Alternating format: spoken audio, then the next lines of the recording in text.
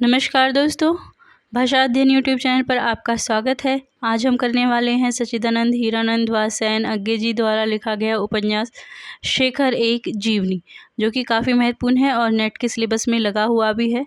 Paper की दृष्टि से इसके महत्वपूर्ण तत्वों पर नज़र डालेंगे जो भी परीक्षा में आते हैं। उसी तरह से आज हम उपन्यास को करने वाले हैं। तो अगर अभी तक आपने चैनल को सब्सक्राइब नहीं किया और चैनल पर नए आए हैं तो चैनल को सब्सक्राइब कर लीजिएगा, और अगर वीडियो अच्छा लगे तो वीडियो को लाइक भी कर दीजिएगा। इस उपन्यास के सभी महत्वपूर्ण तथ्य, चाहे वो इसका कथानक है, केंद्र बिंदु है, कथन है, जो भी है मतलब, वो आज हम सभी करने वाले हैं। तो चलिए शुरू करते हैं आज का वीडियो। सच्चिदानंद हीरानंद वात्स्यायन का जन्म उत्तर प्रदेश जिला देवरिया के कसिया कुशीनगर के एक खंडर में 7 मार्च 1911 को हुआ था। अज्ञे को परिवार के लोग प्यार से सच्चा कहकर बुलाते थे। अज्ञे उपनाम जैनेन्द्र के द्वारा सुझाया गया और प्रेमचंद के द्वारा दिया गया है। वात्स्यायन वत्स गोत्र के कारण कहलाए हैं ये, ठीक है। तो इसमें देखिए अज्ञे जी जो हैं उन्हें क्या कहा जाता था, सच्चा कहा जाता था, जो उनके परिवार के लोग थे। और अज्ञे नाम जो है उन्हें प्रेमचंद के द्वारा दिया गया है, ठीक है। लेकिन शुरुआत में किसने सुझाया था उसे? जैनेन्द्र ने सुझाया था, और वात्स्यायन उनके गोत्र का प्रतीक है। आगे देखिए, अज्ञे जी वत्स गजानन पंडित, डॉक्टर अब्दुल लतीफ़, समाजद्रोही नंबर 1 नामों से भी जाने जाते हैं। क्रांतिकारी विचारों के कारण अज्ञे ने अपना नाम बदलकर मोहम्मद बख्श रखा। राजसी रूप लावण्य के कारण क्रांतिकारी लोग इन्हें राजा कहा करते थे। और कुट्टी चातन उपनाम से इन्होंने सबरंग और कुछ राग नामक निबंध लिखा है। तो देखिए इन्होंने कितने नाम बदले हैं अपने, कितने नामों से इन्हें जाना जाता है। आप इसमें एक नोट्स बना सकते हैं ताकि आपको याद रहे, क्योंकि नामों के बारे में कई बार पूछ लिया जाता है। आगे चलते हैं। अज्ञे का बचपन लखनऊ, श्रीनगर, जम्मू, नालंदा और पटना में बीता है। अज्ञे ने बचपन में ही 30-40 पृष्ठों की एक हस्तलिखित पत्रिका आनंद बंधु निकाली थी। इस पत्रिका में घर के सभी सदस्य लिखते थे, ठीक है। तो ये महत्वपूर्ण है। उन्होंने बचपन में कौन सी पत्रिका निकाली थी? आनंद बंधु। और वो जो है परिवार के सभी सदस्यों के लिए थी, मतलब परिवार के सभी सदस्य उसमें लिखते थे।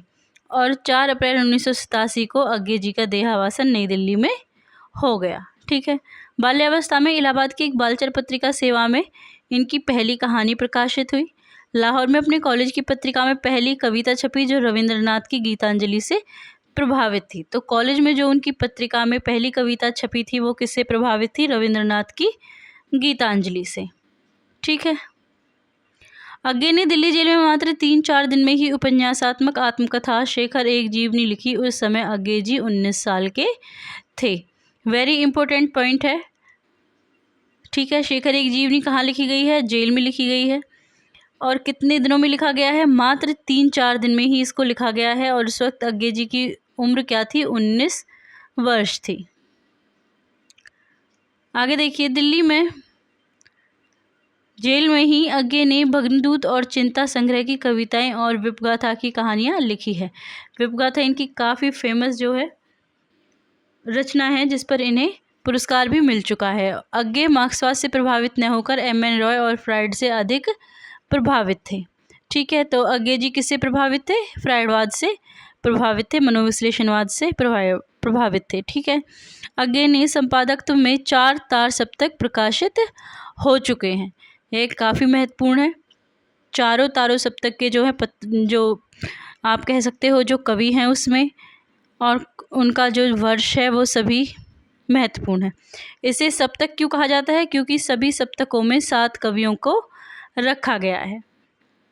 अज्ञे ने उसे 1943 में प्रयोगवाद का आरंभ तार सप्तक के संपादकत्व में किया है। तो देखिए 1943 में ही प्रयोगवाद का आरंभ हुआ है और 1943 में ही पहला तार सप्तक, ठीक है। राजकमल ने अज्ञे की जीवनी शेखर से शिखर तक, शेखर से सागर तक नाम से लिखी है। आगे देखिए, अज्ञे प्रयोगवादी काव्यधारा के प्रवर्तक माने जाते हैं। अब देखते हैं जो 4 तार सप्तक इन्होंने जो इनके हैं उनमें कौन कौन से कवियों के नाम आते हैं। तो पहला तार सप्तक और उसका प्रकाश जो वर्ष है वो क्या है? 1943। उसमें कौन कौन से कवि हैं? सबसे पहले अग्गे जी, उसके बाद रामविलास शर्मा, गजानन माधव मुक्तिबोध, प्रभाकर माचवे, बलवंत, नीमचंद्र जैन, गिरिजा कुमार माथुर और भारत भूषण अग्रवाल। ठीक है, तो ये थे पहले तार सप्तक के। दूसरा तार सप्तक देखिए, दूसरा तार सप्तक आया है 1951 में, और इसमें कौन कौन से कवि हैं? शमशेर बहादुर सिंह, भवानी प्रसाद मिश्र, शकुंतला माथुर, हरिनारायण, घनश्याम व्यास, नरेश मेहता, धर्मवीर भारती और रघुवीर सहाय। आगे है तीसरा तार सप्तक जो आया है 1959 में, और उसमें कौन कौन से कवि हैं? प्रयाग नारायण त्रिपाठी, मदन वात्सयन, विजयदेव नारायण शाही, कुंवर नारायण, सर्वेश्वर दयाल सक्सेना, केदार सिंह और कीर्ति चौधरी।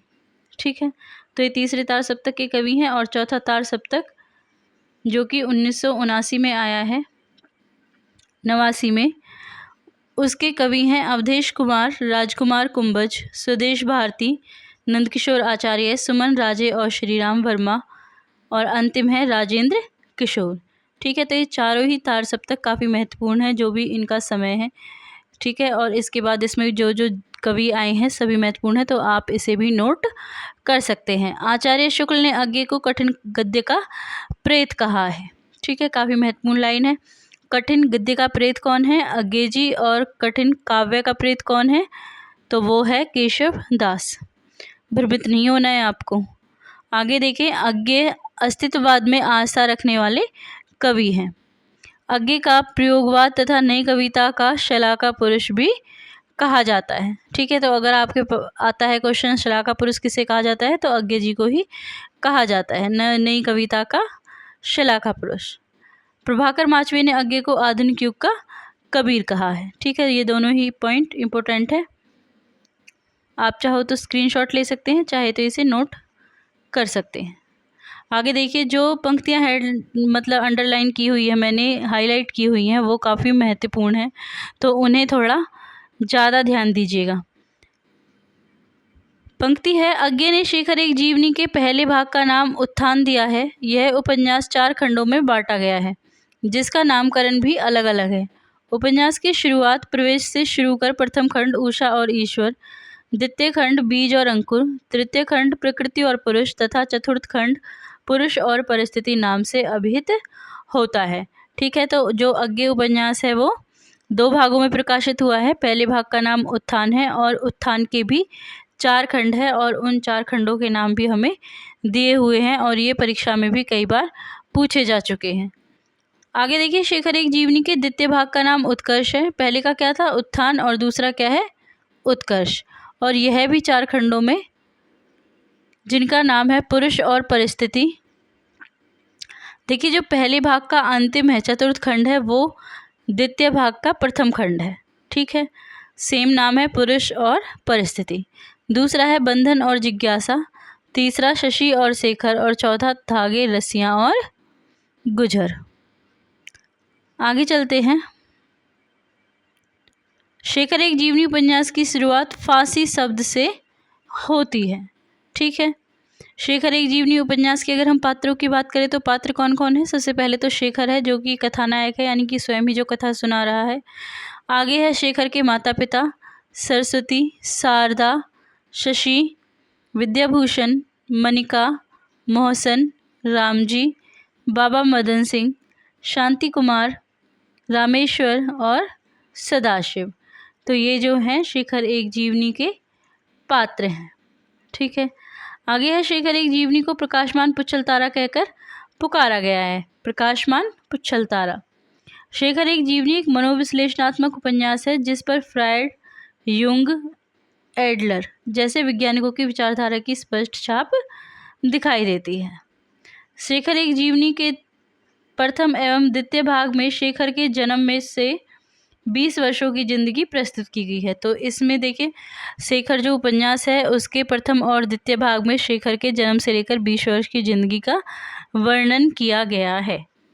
ठीक है, चलिए आगे देखते हैं। शेखर एक जीवनी की रचना के बारे में स्वयं लेखक अग्गे कहते हैं, ये महत्वपूर्ण है, घनीभूत वेदना की केवल एक रात में देखे हुए विजन को शब्दबद्ध करने के प्रयत्न कर रहा हूँ। इस उपन्यास का कथानायक शेखर है। उसकी कथा आत्मकथात्मक शैली में प्रस्तुत की गई है। उपन्यास में शेखर को फांसी की सजा हो चुकी है और वह अपने विगत जीवन को देखने और उसके मूल्यांकन का प्रयास करता है। ठीक है, तो हम उपन्यास के बारे में पढ़ेंगे। शेखर को फांसी में सांप की आंखों का सम्मोहन दिखाई देता है।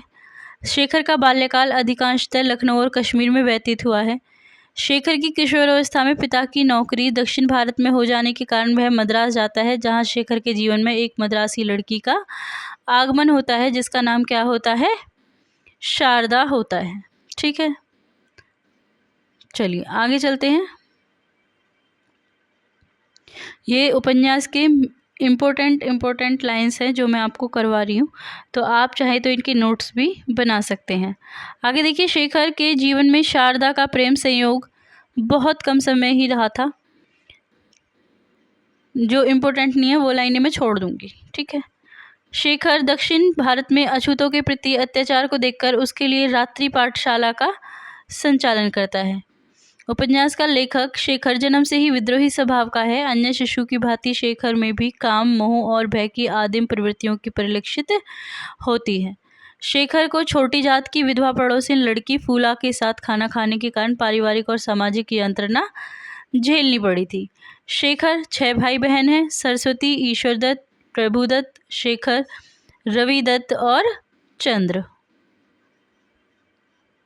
आगे देखिए, शेखर लेटर बॉक्स पर, ये महत्वपूर्ण नहीं है। अजायब घर में चर्म के बाग को देखकर शेखर का घबराना और बुखार आना उसके अंदर की भयवृत्ति का सूचक है। ठीक है, शेखर एक जीवनी का शेखर वस्तुतः अज्ञे का ही प्रतिरूप है। इस विषय में स्वयं अज्ञे इस पुस्तक की भूमिका में कहते हैं कि शेखर में मेरा कुछ अधिक है। शेखर निसंदेह एक व्यक्ति का निजी दस्तावेज है, यद्यपि वह साथ ही साथ उस व्यक्ति के युग संघर्ष का प्रतिबिंब भी है। इस बात पे काफ़ी विवाद है, क्योंकि कुछ विद्वान ये मानते हैं, कुछ आलोचक ये मानते हैं कि शेखर एक जीवनी जो उपन्यास है वह अज्ञे जी पर ही आधारित है और अज्ञे जी ने भ्रमित करने के लिए उस पर काल्पनिक नाम शेखर कथानायक बनाया है। ठीक है, आगे चलिए। शेखर का विद्रोह किसी निश्चित संस्था, समाज या विचार से नहीं है, वर्ण समग्र अस्तित्व मात्र से है। ठीक है, आगे देखिए, अज्ञे के अनुसार क्रांतिकारी बनाए नहीं जाते, जन्मजात होते हैं। महत्वपूर्ण पंक्तियां हैं। शेखर गांधी के असहयोग आंदोलन से प्रभावित हो विदेशी कपड़ों की होली जलाता है और यह नारा लगाता है कि गांधी का बोलबाला दुश्मन का हो मुंह काला। आगे देखिए, शेखर का मानना है कि स्त्री पुरुष के बीच चाहे जितनी स्वस्थ मैत्री हो, किंतु संसार के लोग उनके संबंध को गलत नज़र से ही देखते हैं। सरस्वती कौन है? सरस्वती शेखर की सगी बहन है। वह शेखर की प्रेरक मूर्ति और गुरु भी है। चलिए आगे चलते हैं।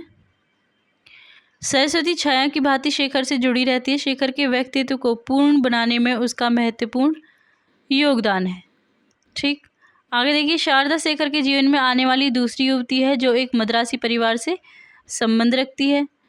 शारदा अंग्रेजी बहुत अच्छी तरह पढ़ लेती है और शारदा स्नेह और सौंदर्य की साक्षात मूर्ति है। शारदा को अंग्रेजी कवि टेनिसन की कविता अच्छी लगती है। किसकी कविता अच्छी लगती है? टेनिसन की।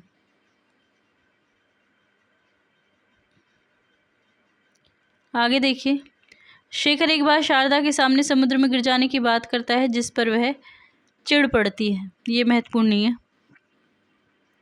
शेखर किशोरावस्था के प्रारंभिक दौर में समलैंगिक प्रेम से भी गुजरता है। मद्रास में पढ़ते हुए कुमार और शेखर का प्रेम इसी स्तर का था। ठीक, शारदा के जाने के बाद शेखर के जीवन में शांति नामक एक ऐसी लड़की का आगमन होता है जो जीवन से निराश, उपेक्षाओं से ग्रत में गिरी, जीवन के संघर्ष के बीचों बीच जीती और क्षय रोग से पीड़ित है। शेखर के जीवन में शांति के प्रवेश होने के बाद ही उसके संपूर्ण जीवन विषयक अंतर्बाह्य प्रश्नों का संश्लेषण विश्लेषण के बाद समाधान हो जाता है। शांति की बीमारी की अवस्था में ही एक दिन उसकी अचानक से मौत हो जाती है। ठीक है, आगे देखिए, शशि शेखर के साथ बाल्यावस्था से ही जुड़ी है, जो युवावस्था में उसकी प्रेमिका बनती है। वैसे शशि है वो उसकी दूर की बहन है। आगे देखिए, शशि शेखर के मौसेरी बहन है, किंतु शेखर उसे बहन नहीं शशि ही मानता है। शशि की माँ का नाम विद्यावती है।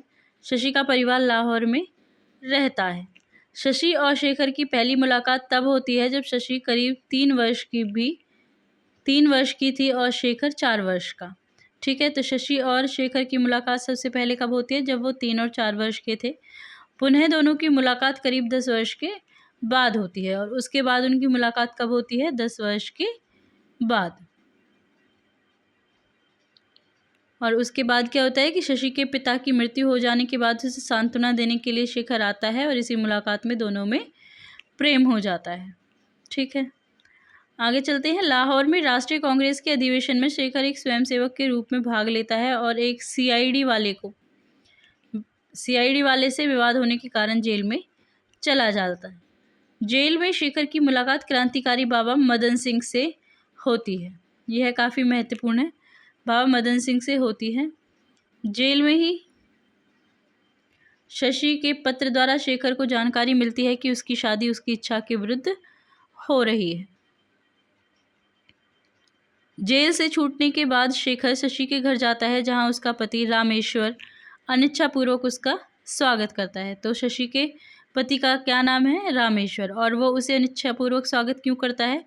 कारण शशि और शेखर के संबंधों को लेकर उसे पूर्व से ही संदेह है। ठीक है, तो उसे पहले से ही इस बात का डाउट था कि इन दोनों का अफेयर चल रहा है। आगे देखिए, शेखर ग्वालमंडी के कमरा लेकर रहता है, जहां शशि उसके पुस्तक लिखने के लिए प्रेरित करती है। शेखर शशि के कहने पर हमारा समाज नामक पुस्तक लिखता है, किंतु प्रकाशक इस शर्त पर शेखर को 60 रुपये देता है कि वह इस पुस्तक का नाम किसी और का होगा। तो देखिए, पुस्तक कौन लिखता है? शेखर लिखता है शशि के कहने पर, लेकिन जो प्रकाशक होता है वो शेखर को 60 रुपये में उस बुक को खरीद लेता है और उसका जो है लेखक बदल देता है। ठीक है, एक समय ऐसा आता है, शशि और शेखर के रिश्ते पर संदेह करते हुए शशि को उसके पति छोड़ देता है, और तब शेखर शशि के पास रहने लगती है। विद्याभूषण के कहने पर शेखर क्रांतिकारी उपन्यास लिखता है, जिसके उसे कितने रुपए मिलते हैं? 250 रुपये मिलते हैं। तो विद्याभूषण के कहने पर क्रांतिकारी उपन्यास लिखता है, और शशि के कहने पर कौन सा उपन्यास लिखता है? हमारा समाज नामक पुस्तक लिखता है। आगे देखिए, शेखर अपने क्रांतिकारी उपन्यास के कारण गिरफ्तारी के भय से दिल्ली चला जाता है। शेखर एक जीवनी उपन्यास में पाश्चात्य संस्कृति से ओतप्रोत भारतीय परंपराओं से विद्रोह करती, मर्यादा और नैतिकता को मजाक समझने वाली एक स्त्री पात्र है, जिसका नाम है मनिका। मनिका कौन है? आधुनिकता से लबरेज मनिका शेखर के प्रति आकृष्ट होती है। आगे देखिए, शेखर एक जीवनी में अज्ञे का यथार्थ, मतलब इसमें वही है कि जो शेखर के एक जीवनी है उसमें अज्ञे जी को ही माना जा रहा है कि शेखर कोई और नहीं बल्कि अज्ञे जी है, क्योंकि अज्ञे जी ने स्वयं ये कहा है अपनी जीवनी के प्रारंभ में कि शेखर में मेरापन कुछ अधिक है, वस्तुतः शेखर अज्ञे ही है। और उन्होंने रामकमल राय को दिए साक्षात्कार में भी अस्वीकार किया है कि उनके जन्म और शेखर के जन्म का वृत्तांत एक ही है। ठीक है, चलिए, इसमें काफ़ी सारी ऐसी घटनाएं हैं जो अज्ञे और शेखर की एक समान है, तो इसीलिए जो है इसे ऐसा माना जाता है कि शेखर और अज्ञे जी एक ही हैं। आगे देखिए, अज्ञे एवं शेखर जीवनी में विद्वानों की राय। तो विद्वानों की क्या राय है? रामस्वरूप चतुर्वेदी कहते हैं कि शेखर अपने जिन गुणों की वजह से समकालीन हिंदी साहित्य पर छा गया और उत्तरोत्तर अपना प्रभाव गहरा करता गया है, उसमें इस उपन्यास का नया रचना संगठन एक मुख्य तत्व है। ठीक है,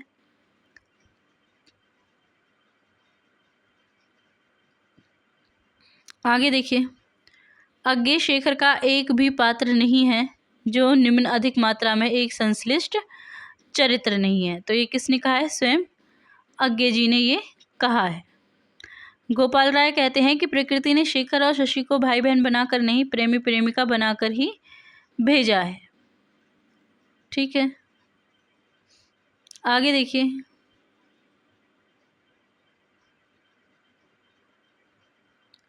गिरिजा किशोर कहते हैं कि शेखर गोदान की ही परंपरा में उससे आगे की कड़ी है। मैं श्रेष्ठता अश्रेष्ठता की बात ना करके उस श्रृंखला की कड़ी में जुड़ने वाली अगली कड़ी की बात करना चाहता हूँ जो शेखर है। और डॉक्टर राम कमल कहते हैं, राम कमल रॉय, कि शेखर एक जीवनी को मैं हिंदी की 5 सबसे महत्वपूर्ण उपन्यासों में मानता हूँ। ठीक है, तो ये थे कुछ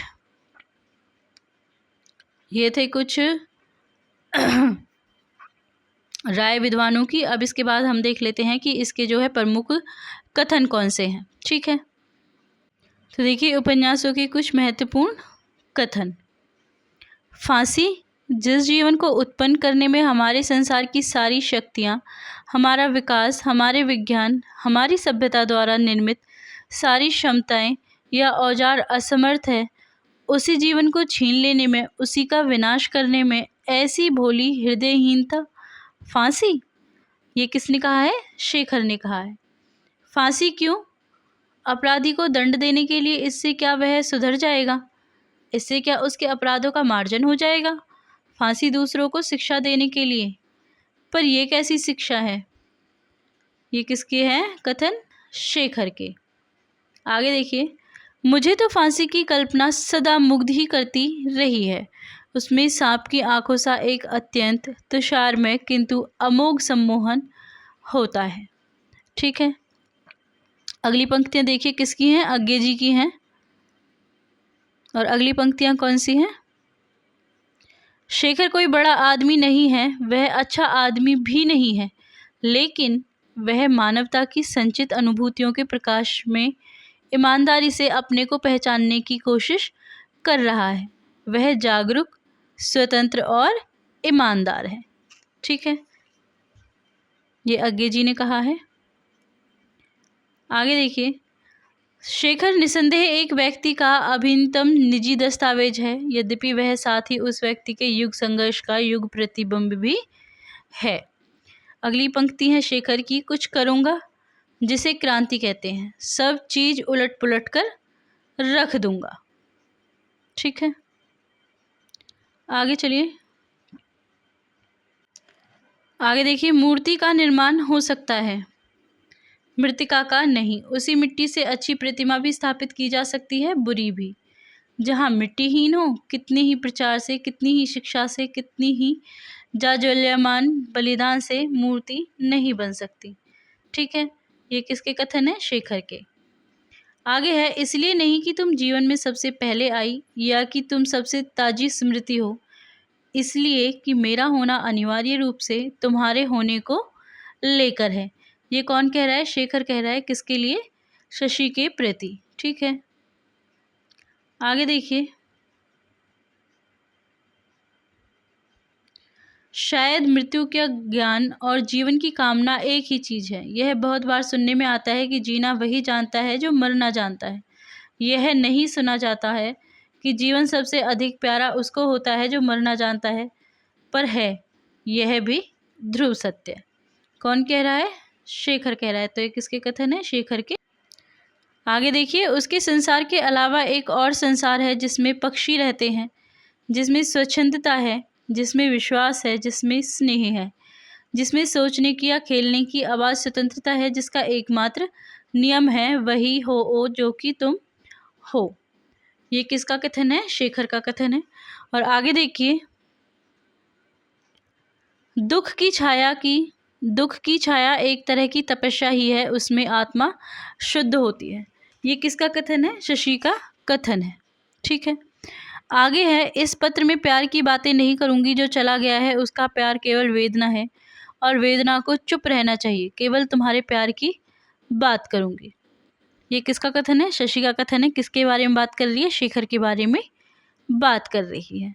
ठीक है, और अंतिम देखिए, such a big silly boy like you, अर्थात ऐसा बुद्धू जैसे तुम। ठीक है, ऐसा बुद्धू जैसे तुम। तो ये कौन कह रहा है? ये कथन है शारदा के। Such a big silly boy like you. ठीक है, तो ये थे कुछ प्रमुख कथन ये था आज हमारा उपन्यास शेखर एक जीवनी, जिसके हमने सभी महत्वपूर्ण तथ्य और उपन्यासकार के बारे में जाना। अगर आपको वीडियो अच्छा लगा हो तो वीडियो को लाइक ज़रूर से कीजिएगा, और अगर चैनल पर नए हैं तो चैनल को भी सब्सक्राइब कर लीजिएगा और अपने दोस्तों को भी साथ शेयर कीजिएगा, ताकि हमारी मेहनत जो हमने की है हमें भी खुशी हो कि हम किसी के लिए कर पाए कुछ।